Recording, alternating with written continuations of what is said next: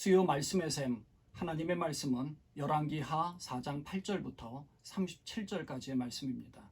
하지만 말씀 구절이 너무 길어서 17절까지만 읽도록 하겠습니다. 하루는 엘리사가 수넴 마을을 지나가게 되었는데 그곳에 한 부유한 여인이 있었다. 그가 엘리사에게 음식을 대접하고 싶어하여 엘리사는 그곳을 지나칠 때마다 거기에 들러서 음식을 먹곤 하였다. 그 여인이 자기 남편에게 말하였다. 여보, 우리 앞을 늘 지나다니는 그가 거룩한 하나님의 사람인 것을 내가 압니다.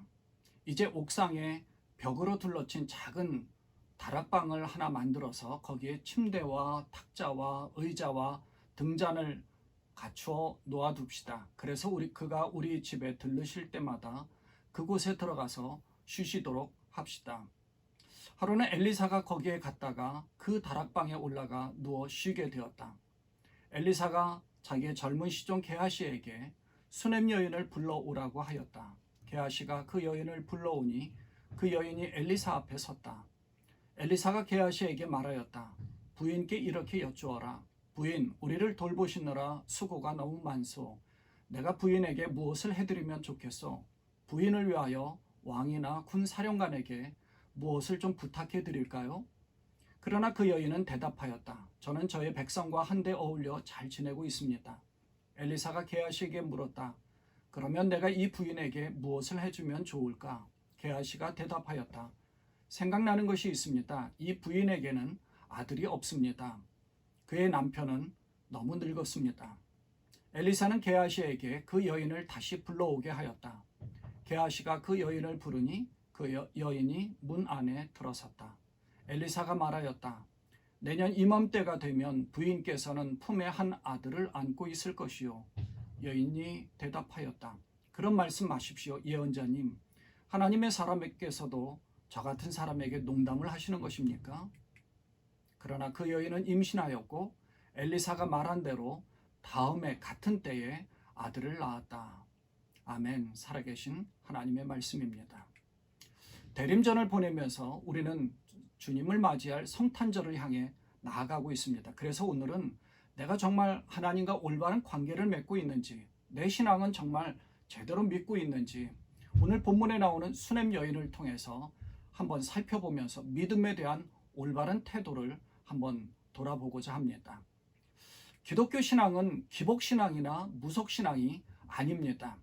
기독교 신앙은 살아계신 하나님을 믿고 이 세상을 창조하신 하나님의 통치를 인정하는 것입니다. 그런데 사실 우리는 그런 하나님의 통치를 많이 인정하지 않는 경우가 많습니다. 하나님이 세상을 창조하시고 운행하시지만 인간은 그런 하나님을 거부할 때가 많습니다. 이유는 아담의 불순종으로 인한 죄 때문이죠. 이런 죄가 오늘날까지 이어와서 하나님을 거부하고 육신의 일을 도모하는 경향이 농후합니다. 죄 가운데 있고 거짓말하는 데 능하고 악한 일을 하는 거에 아주 꺼리낌이 없죠. 우리는 구약 성경을 보면서 그런 경우를 많이 봤습니다. 출애굽할 때 애굽의 바로 왕은 그렇게 엄청난 재앙을 맞이하면서도 하나님을 믿지 않았습니다. 이스라엘 백성들은 하나님보다는 눈에 보이는 금송아지를 현실적으로 더 믿으려고 합니다. 저는 그런 게 참 이해가 되지 않죠. 아니, 자기들이 출애굽할 때는 하나님의 역사를 경험했고 광야 여정을 지날 때는 하나님이 허락하시는 만나와 메추라기를 먹고 그렇게 살았음에도 불구하고 하나님보다는 금송아지가 하나님이다라고 하니까 바로 그 금송아지에 경배하지 않았습니까? 하나님 그들을 돌보셔서 아무 문제 없으면 그럼 바로 하나님보다는 자기중심적인 인간적인 생각이 더 앞서 나가고 그래서 금송아지 같은 우상을 섬기기도 했습니다. 우리가 그것을 사사기를 통해서 많이 보게 되죠. 사사기의 구조는 이런 겁니다. 이스라엘이 평안하며 우상을 숭배합니다. 하나님의 징벌이 있고 그러면 하나님께 구원을 요청합니다. 그러면 사사를 통해서 구원해 주시죠. 평안하면 또 타락하고 또 징계를 당하면 또 구원해 주시고 이런 걸 보면 정말 우리도 올바른 신앙을 가지고 있는지 살펴봐야 되는 게 바로 이런 겁니다. 문제가 있고 고난 가운데 있으면 하나님을 붙잡으려고 하다가 아무 문제 없이 평탄한 길을 걷게 되면 세상적이 되는 겁니다. 그런 걸 생각하면 오늘 본문에 나오는 엘리사와 이 수넴 여인의 이야기는 우리에게 굉장히 큰 도전을 줍니다. 이 수넴 여인의 모습을 통해서 여러분과 제가 어떠한지 한번 돌아보아야 될 줄로 분명히 압니다. 본문에 나오는 내용은 이런 겁니다. 열왕기 4장 8절에 보면 하루는 엘리사가 수넴 마을을 지나가게 되었는데 그곳에 한 부유한 여인이 있었습니다. 그가 엘리사에게 음식을 대접하고 싶어하여 엘리사는 그곳을 지나칠 때마다 거기에 들러서 음식을 먹곤 하였습니다. 여기 부유한 여인이라고 하는 수넴 여인은 개역 개정에서는 귀한 여인으로 번역이 되었고요. 킹 제임스 버전에서는 그레이트 우먼이라고 번역된 것으로 보아서 그냥 단순한 부자라기보다는 부자이지만 인격적으로 아주 성숙한 그런 사람임을 표현하고 있는 거죠. 엘리사가 그곳을 지나갈 때마다 여인은 엘리사에게 음식을 접대했습니다. 이 구절을 보면서 목회자를 대접을 해야겠다, 그럴 필요가 절대 없습니다. 목회자를 대접하는 것보다 주님을 섬기는 게 더 중요하기 때문에 그렇죠. 그런데 이 여인이 엘리사를 보니까 거룩한 하나님의 사람인 것을 알았습니다. 그래서 그를 위해 방을 따로 만들어서 섬기게 된 거죠. 그 여인이 자기 남편에게 말합니다. 여보, 우리 앞을 늘 지나다니는 그가 거룩한 하나님의 사람인 것을 내가 압니다.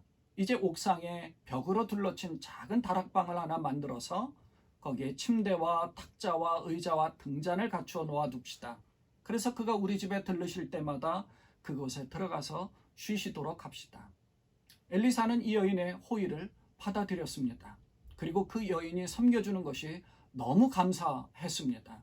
그래서 생각한 것이 시종 이 게하시를 시켜서 이 여인을 불렀습니다. 그리고 이렇게 물어보자. 부인께 이렇게 여쭈어라. 부인, 우리를 돌보시느라 수고가 너무 많소. 내가 부인에게 무엇을 해드리면 좋겠소? 부인을 위하여 왕이나 군사령관에게 무엇을 좀 부탁해 드릴까요? 그러나 그 여인이 이렇게 대답합니다. 저는 저희 백성과 한데 어울려 잘 지내고 있습니다. 자기는 평안하게 백성들과 함께 똑같이 취급해도 된다. 그냥 같이 지내고 있습니다. 이렇게 얘기한 거예요. 사실상 왕에게 부탁을 한다라고 세상의 최고 권력자에게 세상적으로 가장 필요한 것을 주겠다고 하는데도 이 여인은 거절한 겁니다. 그래서 엘리사는 게하시를 통해서 이 가정에 아들이 없는 것을 알고 여인에게 아들이 태어날 것을 예언하지요. 그리고 그 예언대로 1년 뒤에 아들을 낳았습니다. 그런데 몇 년 후에 이 아들이 좀 컸을 때 뜻밖의 아이고 머리야 하더니 갑자기 어머니 무릎에 누워있다가 아버지가 들판에 있는 이 아이를 어머니에게 데려다 주라고 해서 어머니 무릎에 누워있다가 그대로 죽고 말았습니다. 엄마의 마음이 얼마나 참담했을까요? 얼마나 비참한 그런 순간을 맞이했겠습니까? 말도 안 되는 거죠. 그런데 그러자 그 여인은 옥상으로 올라가서 하나님의 사람이 눕던 침대 위에 그 아들을 눕히고 문을 닫고 나왔습니다. 여인은 엘리사를 만나러 가서 엘리사의 발을 꼭 껴안았습니다. 엘리사는 영문도 몰랐지만 여인에게 이렇게 얘기하자. 예언자님, 제가 언제 아들을 달라고 하였습니까? 이렇게 얘기해요. 그랬더니 저는 오히려 저 같은 사람에게 농담을 하지 마시라고 말씀드리지 않았습니까? 그때서야 엘리사가 아하, 이 아들에게 무슨 문제가 있는 거구나 라고 그때 알았죠. 그래서 이 여인과 함께 엘리사가 그 집에 왔습니다. 엘리사가 집 안에 들어가서 보니까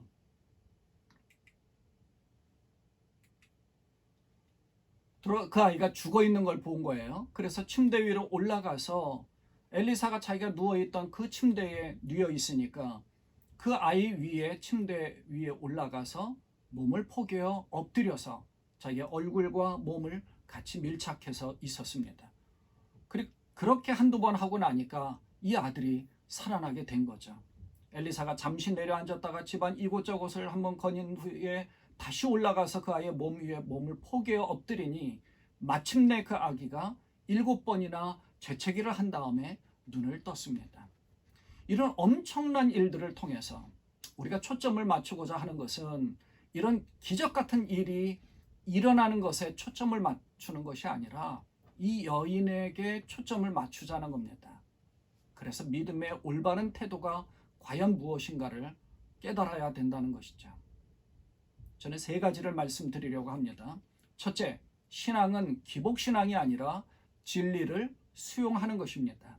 이 여인은 엘리사가 하나님의 거룩한 사람이라는 것을 알고 섬겼습니다. 여인은요, 큰 보상이나 축복을 바라고 행한 것이 아니었습니다. 뭔가 해줄 것을 제의하고 왕에게 요청해서 뭔가를 해주겠다라고 그렇게 엘리사가 수넴 여인에게 이야기했음에도 불구하고 수넴 여인은 그것을 거부했습니다. 거절했죠. 자기가 믿는 하나님은 그런 것이 아니니까. 초점은 이 엘리사가 누구인지를 알고 섬겼다는 것입니다. 거룩한 사람이라는 것을. 아무 조건이 없습니다. 어떤 결과를 바라지도 않습니다. 자기가 이 하나님의 사람을 섬긴 것에 대해서 인정을 받으려고 한 것도 아니었습니다. 칭찬을 받으려고 한 것도 아니고 어떤 뭔가 목적이 있어서 하나님의 사람을 섬긴 것도 아닙니다. 목적이 있어서 잘한 것도 아니에요. 단지 하나님의 사람이기 때문에 섬긴 것이죠. 하나님의 일을 한 겁니다. 하나님을 바라보고 하나님의 일을 하는 하나님의 사람을 섬긴 거죠. 사람을 섬긴 게 아닙니다. 하나님을 섬긴 거예요. 우리가 하나님을 믿고 예수님을 섬기는 것은 우리의 입장에서는 엘리사를 섬기듯 예수님을 섬기는 것입니다. 엘리사를 섬긴 이 수넴 여인과 같이 우리도 예수님을 섬길 때는 예수님에게 뭔가를 바래서 섬기는 것이 아니라 하나님의 통치, 예수님의 은혜가 무엇인지 알기 때문에 섬기는 것입니다. 그러니까 신앙생활을 하는 것도, 또 교회를 섬기는 것도, 또 우리가 헌신하며 충성하는 것도, 우리가 10의 1조를 하고 예물을 바치는 것도 축복을 바라고 드리는 것이 아니라는 거죠. 뭔가를 기대하며 섬기는 것은 정말 아니라는 겁니다. 간혹 기도했는데 기도의 제목들이 응답되지 않았어요. 교회를 열심히 섬겼는데 섭섭한 마음들이 생깁니다. 상처를 받아요. 힘들어한다면 물론 인간관계나 다른 문제들이 있을 수 있지만 결과적으로는 주님을 섬기고 교회를 섬겨 하나님의 그리스도의 몸인 교회를 섬긴다는 것은 다른 기대하는 바가 있어서 섬기면 안 된다는 거죠. 그거를 뭔가 기대가 있어서 목적이 있어서 잘하는 그런 것에 그런 사람들과 별반 다르지 않을 겁니다. 그러니까 믿음에 대한 올바른 태도는 기복신앙이 아니라 하나님의 참 진리를 따르는 것입니다. 두 번째는 하나님의 참된 진리와 공의를 따르지 않으면 축복을 기대할 수 없다는 것입니다. 하나님이 계시는데 하나님을 우리한테 맞추면 안 되는 거예요. 하나님은 알라딘의 마술 램프의 요정이 아닙니다. 램프를 문질러서 요정이 딱 나타나면 뭔가를 기대하고 기도하는 그런 것이 아닙니다. 우리가 하나님께 맞춰야 되는 거죠. 오늘 본문의 수넴 여인은 열심히 하나님의 거룩한 종을 섬겼습니다. 우리가 예수님을 이렇게 섬겨야 되는 것이죠. 그것이 곧 하나님이 기뻐하실 일이고 그렇게 섬기는 것 자체가 그 여인에게는 영광스러운 일이었습니다. 우리가 교회를 섬길 때 내가 섬긴 것 때문에 영광을 다 받은 겁니다. 교회에서 뭔가를 바라는 것이 아니죠. 하나님으로부터 뭔가를 바라는 것이 아니죠. 내가 하나님을 섬겼는데 예수님을 섬겼는데 주님도 나에게 이렇게 해줘야 되지 않습니까? 그런 것이 믿음의 올바른 태도가 아니라는 겁니다. 그렇게 섬기는 것 자체가 영광인 거예요. 그걸 영광으로 여기는 겁니다. 다른 어떤 기대를 하지도 않았습니다. 그렇다면 우리는 엘리사보다도 훨씬 더 크시고 영광스러운 예수님을 모시고 예수님을 섬긴다고 한다면 그 자체가 얼마나 영광스러운 일이에요. 수넴 여인은 어떤 기대도 하지 않았고 오히려 엘리사가 어떤 필요를 채워주려고 하는데도 왕이나 군사령관에게 이야기해 주겠다라고 세상적으로 아주 큰 자리, 높은 자리, 권력 혹은 큰 부자가 될 수 있는 그런 모든 것들을 허락하겠다라고 뭔가 제의를 했는데도 그걸 거절한 여인이에요. 오히려 가장 부족한 부분을 얘기하지도 않았는데 게하시를 통해서 엘리사가 그 사실을 알고 아하, 아들이 필요하구나 하고 아들을 허락했던 겁니다. 주님은 우리의 필요를 이미 아십니다. 그래서 우리가 주님을 섬기면서 주님을 잘 충성스럽게 헌신적으로 섬기는 그러한 마음을 가지면 주님이 우리의 필요한 것들을 채워주실 줄 분명히 믿습니다. 세 번째는 하나님과의 바른 관계를 맺어야 됩니다. 그러면 불가능한 일이 가능한 일로 바뀝니다. 저주가 축복으로 바뀌는 것이죠. 축복을 받기 위해 하나님을 찾는 것이 아닙니다. 축복을 받기 위해 예수님께 매달리고 기도하는 것도 아닙니다. 물론 우리의 정성을 다해서 기도하라 뭐 이런 표현들도 많이 있죠. 그러나 예수님의 비유적으로 말씀하신 그 말씀은 최선을 다해서 열심히 기도해라 이런 목적보다는 주님을 정말 바른 관계로 잘 믿어라. 그리고 주님 앞에 아뢰면 주님이 필요한 것을 채워주신다는 것입니다. 그리고 기도에 대한 응답을 해주시는 거죠. 축복을 받기 위해 예수님께 매달리는 게 아닙니다. 주님을 잘 섬기는 게 중요한 거죠.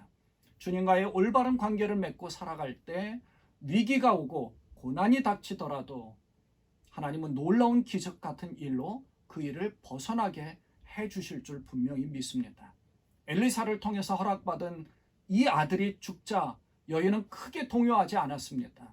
아주 차분하게 하나님의 사람인 엘리사가 있었던 그 다락방, 엘리사가 누웠던 그 침대에 아들을 눕히고 엘리사에게 달려가서 하나님의 사람, 하나님의 거룩한 그 엘리사에게 달려가서 그의 발밑에 엎드린 겁니다. 그리고 그 발을 꼭 껴안은 거죠.